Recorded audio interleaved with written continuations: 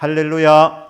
아멘. 오늘 말씀이 산부 예배를 드리시는 성도님들과 저에게 생명의 양식이 되기를 주 예수님의 이름으로 축복합니다. 아멘. 다윗은 입지전적인 인물입니다. 목동으로 있다가 이스라엘의 왕이 되었습니다. 그리고 왕이 되어서 전쟁을 하면 하나님께서 늘 이기게 해 주셨습니다. 승승장구했습니다. 국토의 면적도 계속해서 확장되었습니다. 이것은 인간적인 면으로 보면 정말 크게 성공한 것이고, 이 모든 과정에 하나님께서 다윗을 사랑하셔서 내 마음에 합한 사람이라고 말씀하시고 하나님이 도와주셔서 이스라엘의 왕이 되게 하셨고 선정을 펼치도록 하나님이 도와주신 것입니다.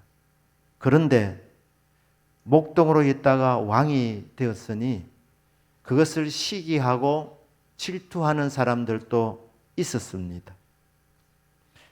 다윗의 생애 가운데 다윗을 배반하는 사람들이 있었습니다. 그 중에서 가장 뼈아픈 대목은 오늘 사무엘하 15장과 16장에 나와 있는 자기 몸에서 난 압살롬의 반역이었습니다. 압살롬은 흠이 없는 사람이라고 했습니다. 그런데 말입니다. 다윗이 바세바를 범한 이후로 문제가 생겼습니다. 그 이후에 다윗의 장남 암논이 압살롬의 누이 다말을 성폭행을 하게 되었습니다. 그런데 다윗이 이 문제를 깨끗하게 처리하지 못했습니다. 압살롬이 친히 복수했습니다. 암논을 죽이고 도망을 갔습니다. 요압 장군의 주선으로 인해서 다시 돌아왔지만 아버지 다윗과 아들 압살롬의 관계는 원만하지 못했습니다. 압살롬은 4년을 준비했습니다. 이스라엘 백성들의 마음을 훔쳤습니다. 그리고 준비되었다고 생각이 되었을 때에 다윗에게 말합니다. 아버지, 제가 헤브론에 가서 예배를 드려야 되겠습니다. 왜 그렇게 하려고 하느냐 하니까 내가 서원한 것이 있는데 그 서원한 것을 지켜야 되겠습니다. 허락해 주십시오. 헤브론은 다윗이 이스라엘의 왕이 처음 되었던 장소였습니다. 그곳에서 쿠데타를 일으키려는 이 아들의 계획을 모르고 그래 서운한 것이 있으면 갚아야지. 그곳에 가서 하나님께 제사를 드려라 하면서 축복하면서 보냈습니다. 압살롬이 이 헤브론에서 다윗의 신하 200명을 초청합니다. 그리고 그곳에서 이제 왕으로 등극합니다. 쿠데타를 일으킨 것입니다. 모반을 한 것입니다. 전령이 다윗에게 보고합니다. 압살롬이 헤브론에서 왕이 되었나이다. 그런데 백성들의 마음이 압살롬에게로 기울어졌습니다. 이런 보고를 받습니다. 이 보고를 들었을 때에 다윗이 판단합니다. 압살롬이 곧 쳐들어오겠구나. 그리고 압살롬이 쳐들어오면 내가 막기가 힘들겠구나. 그렇게 판단을 하게 됩니다. 그래서 신하들에게 말합니다. 빨리 이곳을 떠나자. 압살롬이 곧 추격해 올 것이다. 이 말을 듣고 신하들이 다윗과 함께 예루살렘 왕궁을 떠나 피난을 합니다. 도망가는 길에 사무엘하 15장과 16장에서 어떤 일이 일어났는지 기록이 되어져 있습니다. 이 다윗이 왕궁을 떠나서 걸어가는 길이 사무엘하 15장 23절에 보시면 온 땅 사람이 큰 소리를 울며 다윗과 같이 갔다는 이야기입니다. 모든 백성이 앞서 건너가며 왕도 기드론 시내를 건너가니 건너간 모든 백성이 광야길로 향하니라. 그러니까 기드론 시내를 건넜습니다. 기드론 시내를. 그리고 이제 30절 31절에 보면 기드론 시내를 건너 맞은편에 감람산 길 그 위로 올라갔다고 이렇게 되어져 있습니다. 그리고 그 산을 넘어서 광야길로 들어가게 되는 것이 다윗의 피난의 여정이었습니다. 그런데 또 좋지 못한 소식이 들립니다. 뭐냐면 압살롬 편에 가담한 사람 중에 아히도벨이 있다는 것입니다. 아히도벨은 뛰어난 전략가였습니다. 삼국지에 나오는 제갈공명 같은 사람이었습니다. 이 사람이 세운 작전은 백발백중이었습니다. 그러니까 아히도벨이 모략을 세우게 되면 다윗은 힘들어지는 것입니다. 이 말을 들었을 때 다윗은 순간적으로 하나님을 바라봅니다. 하나님께 기도 올려 드리고 있습니다. 원하건대 여호와여, 아히도벨의 모략을 어리석게 하여 주옵소서. 이 고난의 길이었습니다. 아들이 모반을 일으켜서 쫓겨가는 길, 얼마나 부끄러웠는지 다윗이 자기 머리를 가리면서 걸어갔습니다. 여전히 왕이었지만은 왕의 행차로 도망간 것이 아니고 걸어갔습니다. 머리를 가리면서 맨발로 걸어갔습니다. 얼마나 다급했던지 다윗이 신발을 챙길 시간도 없이 급하게 도망을 갔습니다. 그러면서 울면서 걸어가는데 다윗을 사랑하는 신하들과 백성들이 함께 자기들 또 다윗처럼 똑같이 머리를 가리면서 울면서 걸어갔습니다. 그런데 아히도벨이 이 쿠데타에 가담했다는 말을 들었을 때 다윗은 그때 하나님께 기도했습니다. 고난 중이었지만 하나님과의 이 관계의 끈을 놓지 아니하는 다윗의 모습을 보게 됩니다. 쉬지 말고 기도하라, 주님의 말씀입니다. 성도님들은 쉬지 말고 끊임없이 주님께 기도해야 될 줄로 믿습니다. 그게 하나님과 관계의 끈을 놓지 않는 것입니다. 생사복을 주관하시는 하나님, 우리 기도를 들으시는 주님, 너희 중에 고난당하는 자가 있느냐? 그는 기도할 것이요. 평상시도 기도해야 되지만 고난의 때는 더 기도에 집중해야 될 때입니다. 그런데 막상 별 문제가 없을 때는 정한 시간에 기도하지만 정말 어려운 문제가 닥칠 때는 기도보다는 한숨이 나올 때가 있습니다. 기도가 잘 안 될 때가 있습니다. 여러분 그때 기도 포기하지 마시길 바랍니다. 그때는 그냥 앉아서 주님 바라보면 되는 것입니다. 내 모든 형편을 아시는 하나님, 내 모든 사정을 아시는 하나님, 정말 기가 막힌 일을 만났는데 한숨밖에 나오지 않는 상황입니다. 기도가 잘 안 됩니다.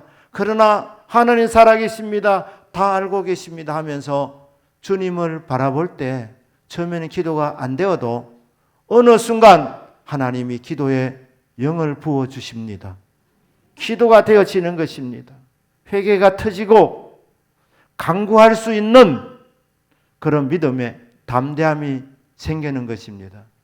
어떤 일이 있더라도 하나님과의 관계의 끈을 놓지 아니하시기를 주 예수님의 이름으로 축복합니다.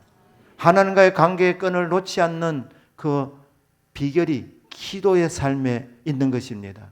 아히도벨이 가담했다는 말을 들었을 때에 다윗은 그때 기도했습니다. 하나님 소원합니다. 아히도벨의 모략을 어리석게 하여 주옵소서. 지금 다윗이 걸어가는 길은 고난의 길이었습니다. 눈물의 길이었습니다. 맨발로 걸어가는 길, 시냇가를 걸어가게 될 때 그 시냇가에 있는 그 돌들이 다윗의 발을 아프게 했을 것입니다. 찌르기도 했을 것입니다. 하지만 그 모든 과정을 지나가면서 다윗은 하나님을 바라보았습니다.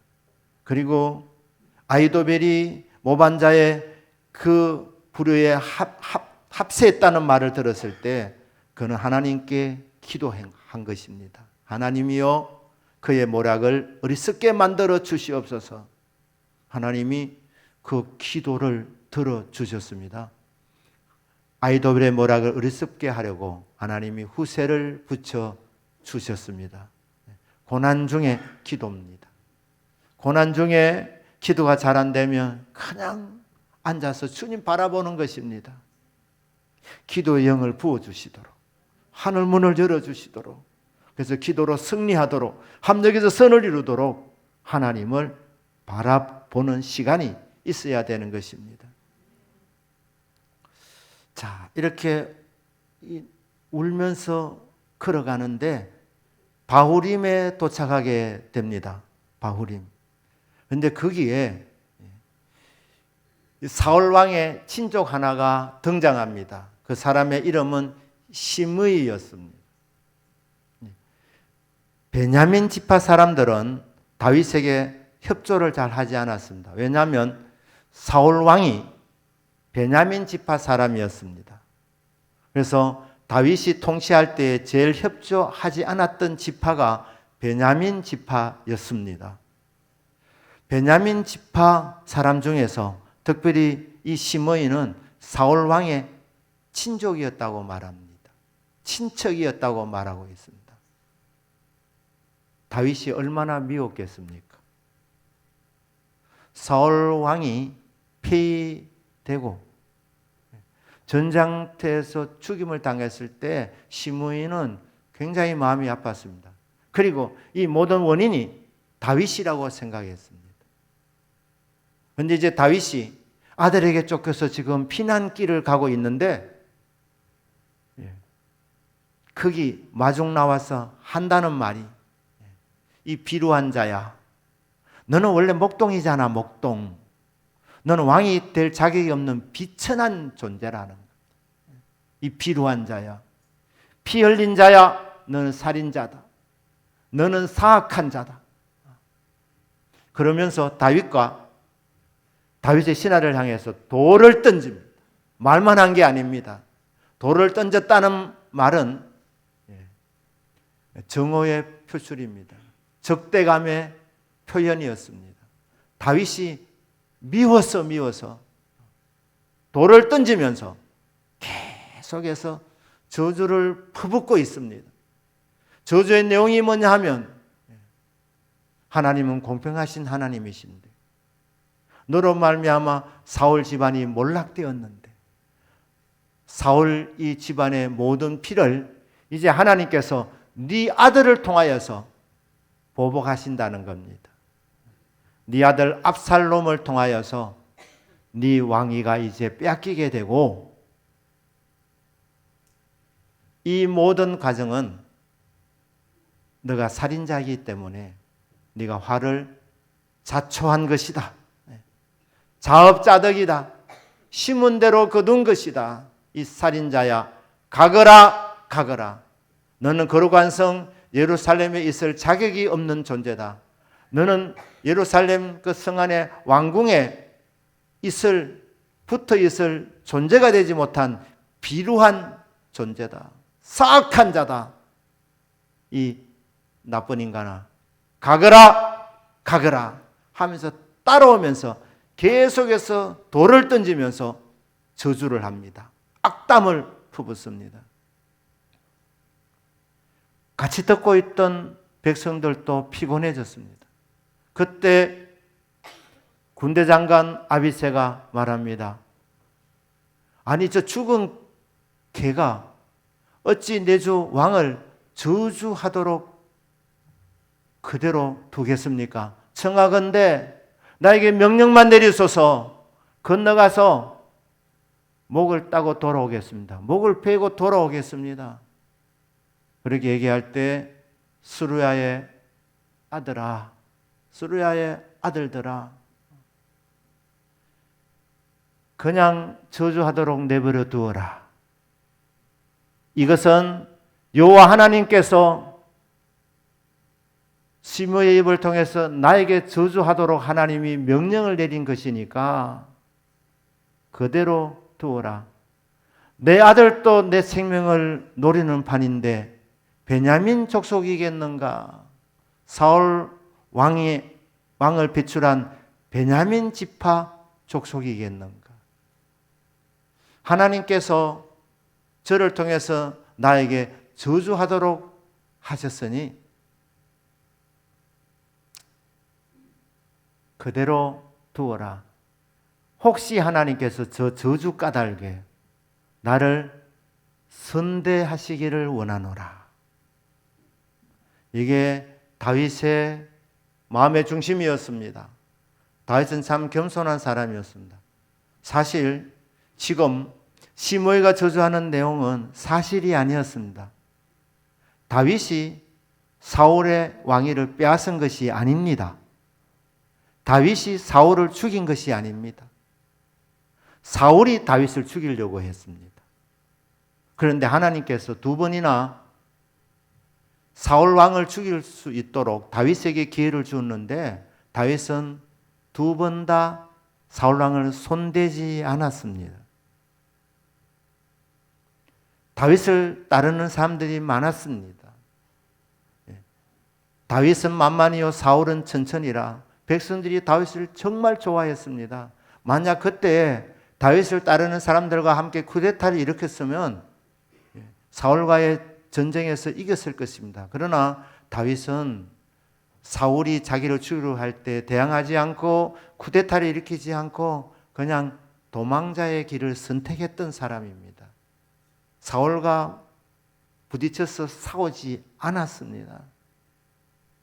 사울 왕을 죽인 것도 아니고 이스보셋이 죽었을 때도 다윗이 죽인 것도 아니었습니다.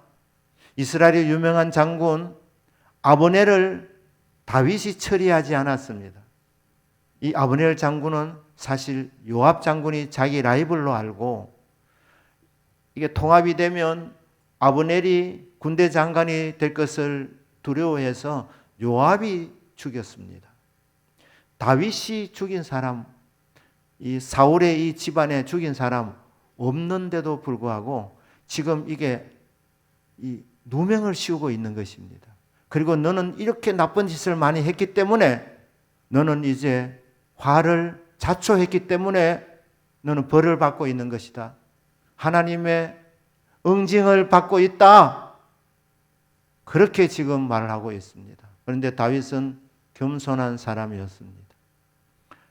다윗이 이 원통한 일을 변론할 수 있습니다. 사실이 아니라고.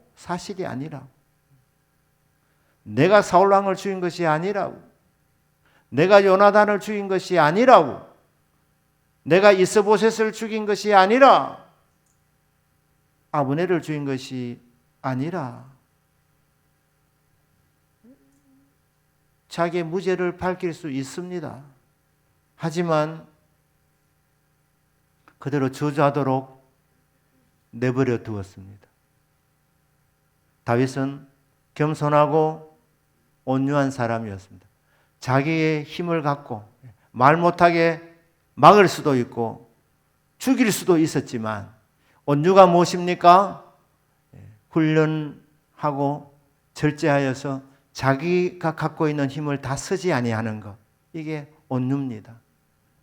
여전히 왕이었지만 아비새에게 명령을 내려서 처단을 할 수도 있지만 같이 따라가는 백성들의 마음을 피곤하게 하고 무엇보다도 이 다윗의 마음을 다시 한번 힘들게 하는 원통하게 여기게 하는 이런 저주의 말을 계속하지만 그 말을 하도록 내버려 두었다는 것입니다. 여러분, 하나님께서는 모든 상황을 다 알고 계시는 분이십니다. 여러분, 억울한 일을 당할 때에 일일이 찾아다니면서 변론 안 하셔도 됩니다. 하나님만 아시면 됩니다. 믿으십니까? 네. 사람들의 이 여론은 조석으로 변합니다. 가장 중요한 것은 하나님이 나를 어떻게 보고 계시는가? 이 상황을 하나님이 어떻게 지금 판단하고 계시는가? 그거면 충분한 줄로 믿습니다. 그러면 억울한 말을 들어도 그냥 기다리셔야 됩니다. 참으셔야 합니다.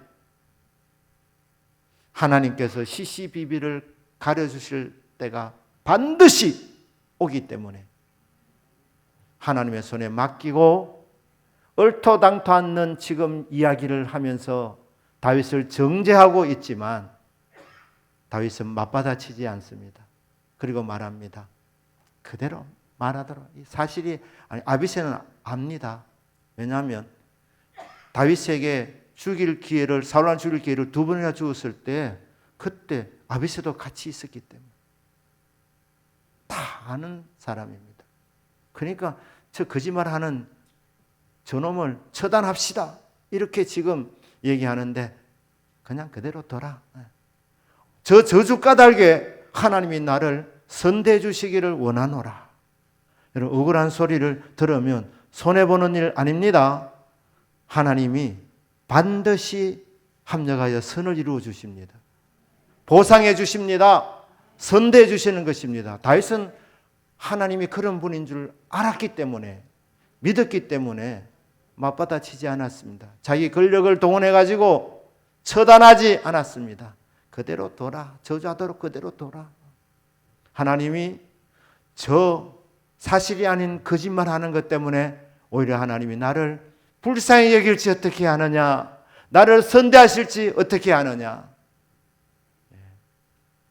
하나님이 어떤 분인 줄 다윗이 알았기 때문에 그는 겸손하게 온유하게 참을 수가 있었습니다. 그런데 말입니다. 이 다윗이 걸어갔던 길을 1000년 후에 이 길을 걸어간 분이 계십니다. 그분이 예수 그리스도, 다윗의 후손으로 오신 분입니다. 요한복음 18장 1절입니다. 거기 보시면 예수께서 이 말씀을 하시고 제자들과 함께 기드론 시내 건너편으로 나가시니 그곳에 동산이 있는데 제자들과 함께 들어가시니라. 이 동산은 감람원이라고 합니다. 감람나무가 많이 있는 그 동산.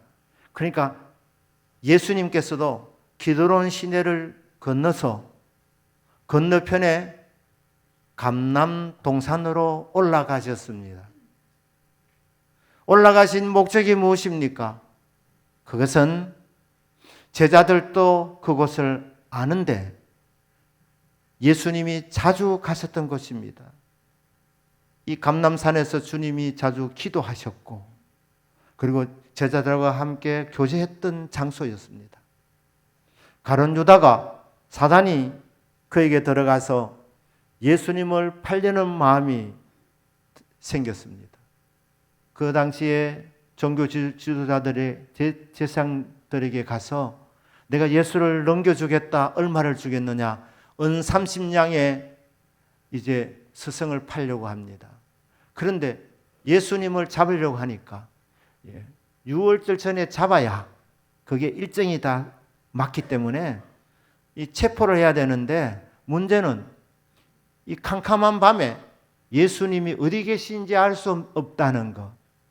그리고 예수님이 계셔도 예수님이 피하시면 잡을 수가 없습니다.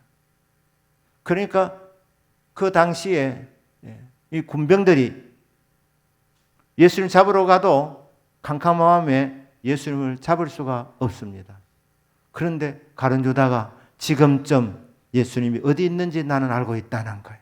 그게 어디냐? 기드론 시내 건너편에 이 감람산 그곳이었습니다. 이 사도 요한이 의도적으로 예수님의 이 동선과 다윗의 동선을 겹치고 있습니다. 예수님이 걸어가신 길을 비아 돌로로사라고 합니다.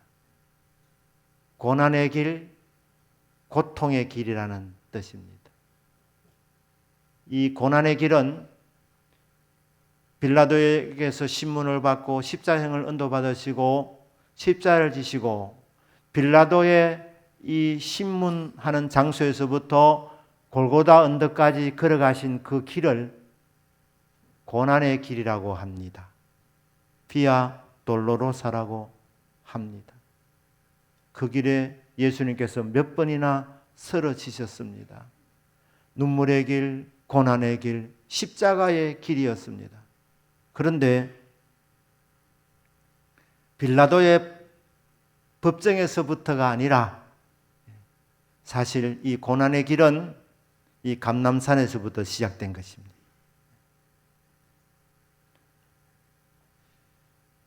다윗은 압살롬에게 붙들리지 않기 위해서 도망가는 그 길이 기드론 시내를 건너서 감람산 위로 올라가는 길이었는데 예수님은 가룟 유다의 배반을 통해서 붙잡히기 위해서 기드론 시내를 건너서 감람산 위로 걸어 들어가셨습니다. 붙잡힌 상태로 빌라도 법정까지 끌려가시고 그곳에서 사형 언도를 받으시고 십자가를 지시고 골고다 언덕까지 걸어가는 그 모든 여정을 고난의 길이라고 합니다. 예수님이 왜 이 고난의 길을 걸어가셨습니까?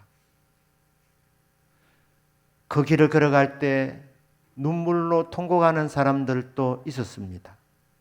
다윗이 걸어갈 때 함께 울었던 사람들. 그러나 저주하는 사람들도 있었습니다. 예수님이 걸어가신 이 고난의 길도 마찬가지였습니다. 너 하나님 사랑한다면서. 그런데 숨은 죄가 있구만. 그래서 지금 너는 벌 받는 것이다 하면서 예수님을 조롱하고 예수님께 저주하는 사람들이 있었습니다. 예수님이 죄가 있어서 저주 받으시는 것이 아닙니다. 아무런 죄가 없으신 분, 저주 받으실 이유가 전혀 없으신 분이 왜 저주를 받으셨습니까? 저주라는 말은 달리 말하면 정죄받는 것입니다. 그것은 예수 그리스도 안에서 저와 여러분이 결코 저주가 없도록 정죄받는 일이 없도록 하기 위해서 예수님이 우리 대신 저주를 받으시고 걸어가신 길인 줄로 믿습니다. 그래서 이제 우리 안에는 더 이상 저주가 없도록 정죄받음이 없도록 참 자유와 해방을 느끼도록 하기 위해서 죄 없으신 주님께서 저주받으면서 걸어가신 길이었습니다. 그 길에 로마 군병이 내리치는 채찍에 맞았습니다. 맞으실 이유가 전혀 없으신데 주님이 맞으신 이유는 그가 채찍에 맞음으로 우리를 치료해 주시기 위함이었습니다. 영육을 치료해 주시려고 주님은 기쁨으로 채찍에 맞으셨습니다. 주님이 징계를 받으신 것입니다. 십자가를 지고 걸어가는 그 길, 하나님으로부터 버림받았다 그렇게 사람들이 이야기하지만 그렇게 징계를 받으신 이유는 저와 여러분에게 평화를 주시기 위함이었습니다. 우리 대신 저주받으시고 우리 대신 징계를 받으시고 우리 대신 맞으시고 우리 대신 십자가에서 피를 흘려주신 것은 우리를 구원해 주시기 원함이었습니다. 우리를 치료해 주시기 원함이었습니다. 오늘 말씀을 마무리하면서 나를 위해서 고난의 길을 걸어가신 예수 그리스도의 그 큰 사랑을 다시 한번 믿음으로 고백하고 그 큰 사랑에 감사하는 우리의 믿음이 되기를 축복합니다. 예수 나를 위하여 십자가를 질 때 세상 죄를 지시고 고초 당하셨네. 예수님 나의 죄에 위하여 보배 피를 흘리니 죄인 받으소서. 십자가를 지심은 무슨 죄가 있나? 십자가를 지신 이유는 죄 때문이 아니라 죄 없으신 분이 십자가를 짓습니다. 저 무지한 사람들, 영광의 주님을 몰라보고 메시아를 십자가에 못 박았습니다. 영광의 주님, 무죄하신 주님을 십자가에 못 박은 저들의 무지함, 메시아인 줄 모르고 거절했던 저들의 무지함, 그러나 십자가를 지심으로 말미암아 우리의 죄가 용서받게 되었습니다. 그래서 십자가의 은혜를 믿음으로 고백하고 주여 이 죄인 받아 주옵소서, 그렇게 믿음으로 고백하는 우리 모두의 믿음이 되기를 주 예수님의 이름으로 축복합니다. 아멘. 기도하겠습니다.